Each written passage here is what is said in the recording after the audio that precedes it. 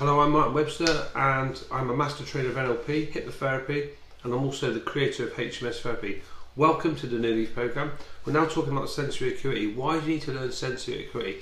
The best practitioners I've trained have always had an acute ability to be able to recognise when their client has changed and also what we call calibrate them from beginning to the end of the session and to recognise their changes.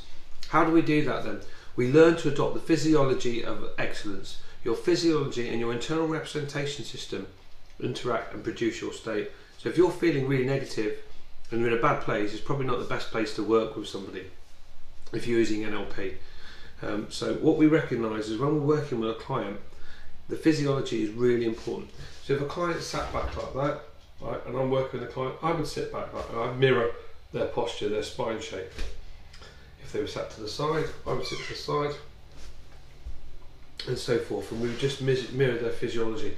Would also match their tones, and I would recognise that their physiology as I work with them. I'd be measuring it all the time, which is what we call calibration. So head positions then, basically, the head position can change the way you feel. So if the head is really down, especially if it's looking with their left and their right brain thinking, we've got the right and left hemispheres of the brain. We'll cover the eye in the eye scan pattern lesson, which is in the future, in the next one coming up.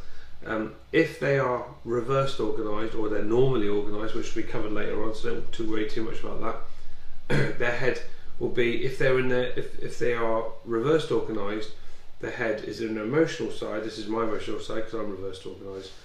Then they will tend to be in their emotions. If they're normally organised, then this will be their emotional side, and they tend to be, if their head's down in their emotions, you're going to find you're going to get difficult responses from them.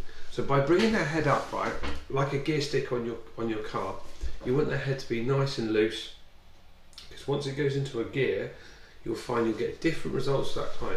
Now that can be great when you're using HMS therapy and you want to get them into the emotion. I'll literally get them to put their chin into the emotion that I want them in. But to stay objective, what we do is get the head nice and loose. This is sensory acuity, recognising where the head will go, their emotions will flow. Where the head will be positioned will be where their emotions will be flowing. All right. So that is sensory acuity. We'll do some tests around later on about how to recognise if someone is reversed organised or normally organised. So don't worry about that yet. That'll come later on in the course. So keep watching. This is New Leaf program, and good luck and God bless.